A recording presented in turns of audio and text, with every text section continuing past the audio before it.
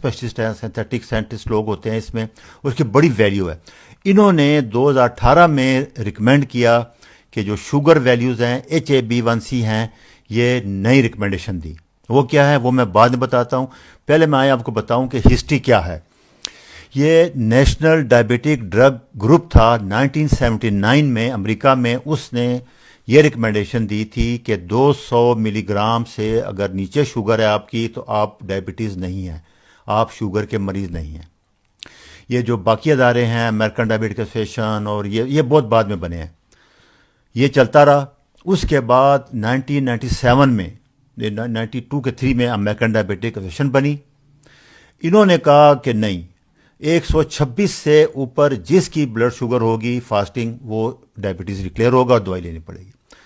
अच्छा, WHO ने 1999 में इसको स्टम्प कर दिया, उन्होंने कहा ठीक है। फिर दोबारा ADA ने 2003 में इसको रिवाइज किया और कहा जी फास्टिंग शुगर 100 से नीचे होनी चाहिए। फिर उसका इफेक्ट आपको मैं समझाता हूं कि जब 200 से 100 पे आई है, एक दिन में 42 करोड़ मरीज शुगर के हो गए दवाइयों को। ये सारा गेम जो है ना, ये जो मार्केटिंग वाले जो ड्रग कंपनी के हैं उनकी होती है।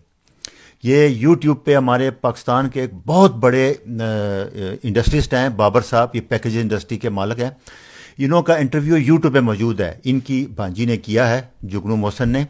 वो 2-3 किस्तों में आप वो जाके पढ़ सकते हैं। वो कहते हैं ये 70s में जब मैं अमेरिका गया पैकेज इंडस्ट्री के लिए, तो उन्होंने मुझे कहा कि ये इंडस्ट्री, वो दूध की टाटा पैक, कि जब तक आप अपने मुल्क में MBA मार्केटिंग नहीं शुरू करेंगे ये दूध नहीं बिक सकता।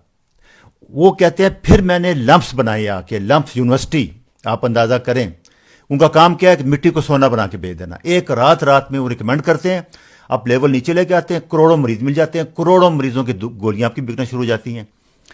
उसके बाद दोबारा 2010 में अमेरिकन डायबिटिक ने नई गाइडलाइन दी, अभी तक सब उसी पर चल रहे थे कि 140 से ऊपर अगर पोस्ट प्रेंडियर खाने के 2 घंटे बाद शुगर ज्यादा है तो आपको डायबिटीज है।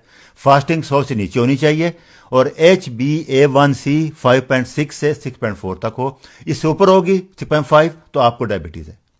तो ये सारी गेम आपको समझ आ गई होगी। अच्छा, इस दौरान एक साइंटिस्ट थे डॉक्टर जेरार्ड, इनको जेरी कहते थे। ये शुरू दिन से 60 से अपना एक नज़रिया पेश कर रहे थे कि टाइप 1 डायबिटीज़ में इंसुलिन कम होती है, टाइप 2 में ज़्यादा होती है, तो इसलिए आप इंसुलिन बनाने वाली दवाइयाँ जैसे डायनिल है, डाइमाक्रान है, ग्लेबिसाइड है, ये ना दें और इंसुलिन भी ना दें टाइप 2 मरीज़ को। तो कोई बात मान नहीं रहा था, तो वो कहते थे नहीं टाइप 2 में ज़्यादा होती है। आखिर उन्होंने 1989 में इंसुलिन रेजिस्टेंस का एक बड़ी स्टडी पेश की, उससे सारा कुछ ज़रा हिल गया थोड़ा सा, लोग सोचने पे मजबूर हो गए कि उन्होंने कोई कितने हज़ार मरीजों का फास्टिंग इंसुलिन लेवल टेस्ट कराया। बड़ी आसान सी बात थी, आप कह रहे हो कि इंसुलिन देनी है, इंसुलिन कम है, ये कह रहे थे कि नहीं इंसुलिन ज़्यादा होती है, तो सिंपल था कि आप मरीज़ का जाके फास्टिंग लेवल चेक करा लो, वो ज़्यादा आया। इन्होंने बताया कि जी इंसुलिन ज़्यादा है टाइप 2 में, मेरी बात रखें, टाइप 1 में तो कम होती है, ठीक है, टाइप 2 में इंसुलिन ना दें, इंसुलिन रेजिस्टेंस है, काम नहीं कर रही, ये इनकी थ्योरी थी। उससे इतना प्रेशर पड़ा कि फिर ये सारे मजबूर हुए। फिर ये 5 बड़े बड़े ट्रायल हैं, कॉर्ड, एडवांस, यूकेपीडी वैट, ये 1998 में ट्रायल शुरू हो गए। ये चलते रहे 2008, 9, 10 तक चलते रहे। इसके मैं एक और ट्रायल का आपको एक बताता हूँ। इन्होंने इसमें कहा था जी हम HbA1c 6 से नीचे रखेंगे और ब्लड शुगर 150 से नीचे रखेंगे रैंडम। उसके लिए इन्होंने इंसुलिन दी और दवाइयाँ दी, और दूसरा ग्रुप था जिसमें कुछ नहीं दिया, सिर्फ उसको दी ग्लूकोफेज दी, मेटफॉर्मिन। 22% डेथ ज़्यादा हो गई इस ग्रुप में जिसमें इंसुलिन दी गई, जिसमें टाइट कंट्रोल किया गया, हीमोग्लोबिन A1c 6 से नीचे रखने की कोशिश की गई। 36% कार्डिक वास्कुलर डिजीज ज़्यादा हो गई। और हुआ क्या दूसरा, 10 kg वेट बढ़ गया। जैसे कि हम पहले दिन से कह रहे हैं आपको कि मोटापा, इंसुलिन रेजिस्टेंस, वेट बढ़ने से सारा मसला होता है, और इंक्रीज फ्लू टेंशन, बहुत से प्रॉब्लम हो गए इन लोगों को। तो उसके बाद आप अंदाज़ा करें, फिर ये कॉलेज ऑफ फिजिशियन बैठा कट्ठा सर जोड़ के 5-6 साल तक सारी स्टडी रिव्यू करता रहा। 2018 में इन्होंने ये गाइडलाइन दी कि 60 साल से ऊपर, 50 साल से ऊपर मरीजों को तो दवाई देनी कोई नहीं है आपने शुगर की, 250 से अगर नीचे हो, और हीमोग्लोबिन A1c 7 से 8 के दरमियान रखें। इसका मतलब 8 हीमोग्लोबिन का मतलब है 200 मिलीग्राम शुगर। कोई दवाई ना दें, लाइफ स्टाइल चेंज करें। ये एक रिकमेंडेशन थी कि 250 से नीचे जिसकी शुगर है उसको डायबिटीज नहीं है। ये इनकी रिकमेंडेशन आई 2018 में। तो उससे इसका आम आदमी को पता ही नहीं चला, उसको समझ नहीं आई क्या हो रहा है। इससे 70% मरीज जिनको आप शुगर कह रहे थे, डायबिटीज कह रहे थे, वो डायबिटीज मरीज नहीं थे, रात रात निकल गए। तो दवाइयों की कंपनी की सारों की सेल 70% कम हो जानी थी, इसलिए वो किसी ने भी इसको नहीं माना। और अलमिया ये है कि ये ड्यूटी मेरी तो नहीं थी, मैं तो था सर्जन। ये हमारे जो फिजिशियन हैं, जो प्रोफेसर हैं, मेडिसिन के बड़े बड़े रिसर्च पोस्ट होती है, वो प्रैक्टिस भी कर रहे हैं, लाखों रुपए ले रहे हैं, उन्होंने इस पे इतराज किया ही नहीं। या तो आप इसको रिजेक्ट कर देते या फिर मान लेते, ये उनका ड्यूटी थी। बहरहाल उन्होंने नहीं किया, मजबूर होकर मैं 1 साल तक इसको वेरीफाई करता रहा और फिर मैं दोबारा किया।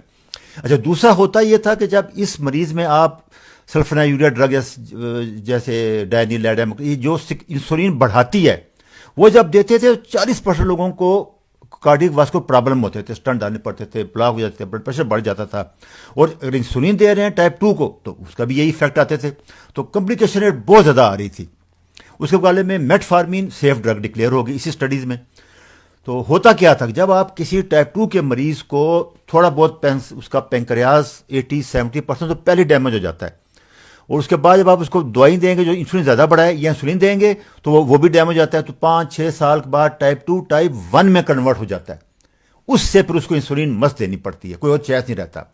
ये 12% मरीज इस तरह के निकल आए जिनको उन्होंने ये दवाइयाँ दे के इंसुलिन या सल्फोनाइलूरिया ग्रुप जैसे कि डाइमाक्रॉन, डायनिल ग्लाइबिजाइड, ये इंसुलिन बढ़ाती हैं पेंक्रियाज को। जैसे थके हुए घोड़े को चाबक मार मार के आप कितना दौड़ा लेंगे, जहां रुकेगा वो गिर जाएगा। तो पेंक्रियाज पहले ही कमजोर हो चुका था इंसुलिन की वजह से।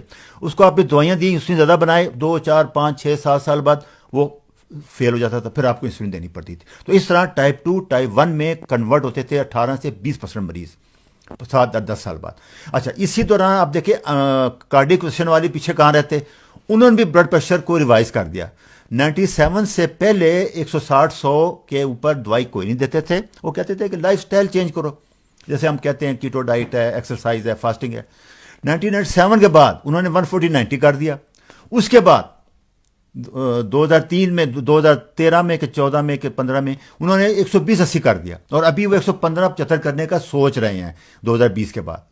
तो इससे आप अंदाजा लगाएं तो हुआ क्या कि इसको जब आप कम करते हैं तो ये दवाइयां, बंडल ऑफ दवाइयां देनी पड़ती हैं। असल जो कॉम्प्लिकेशन आ रही हैं, आगे मैं बताता हूं आपको, वो इन दवाइयों से आ रही हैं।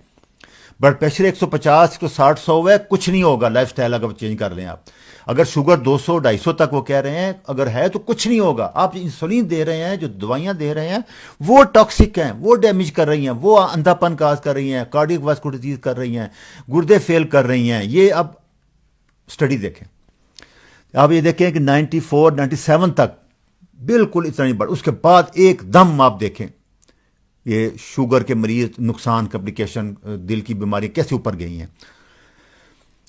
ये देखें आप ये और स्टडी में कि हर 36 सेकेंड्स के बाद 1% दिल की तकलीफ से शुगर का मरीज डेथ होता है। टोटल 6,55,000 अमेरिकन हर साल डेथ हो रही है, इनमें हर 4 में से 1 मरीज, ये 2020 में है।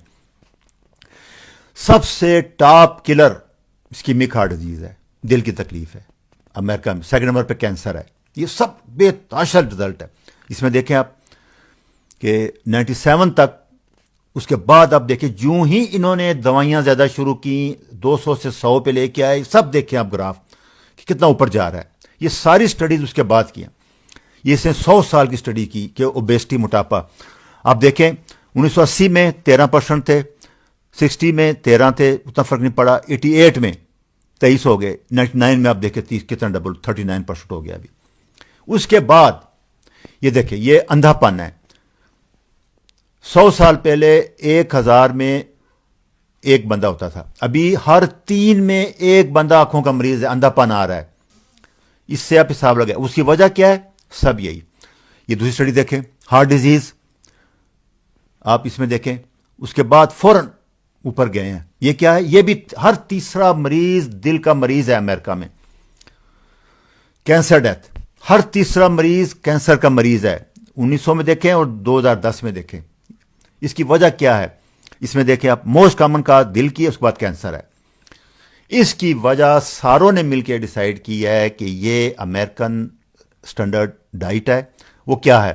سب سے پہلے ویجیٹیبل آئل ہے، جس کا میں پیچھے ویڈیو میں بتا چکا ہوں کہ جتنے ویجیٹیبل آئل ہیں، کینولا ہے، سویا ہے، کارن ہے، سن فلاور ہے، یہ سارے ٹاکسک ہیں، یہ چھوڑ دیں. دوسرا شوگر ہے. تیسرا ریفائن کاربوہائیڈریٹ، میدا، بیکری آئٹم.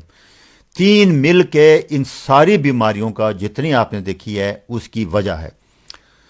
یہ ٹی کیمبل ایک بہت بڑے نیوٹریشنل سائنٹسٹ ہیں. ان کے 300 زیادہ پیپر ہیں.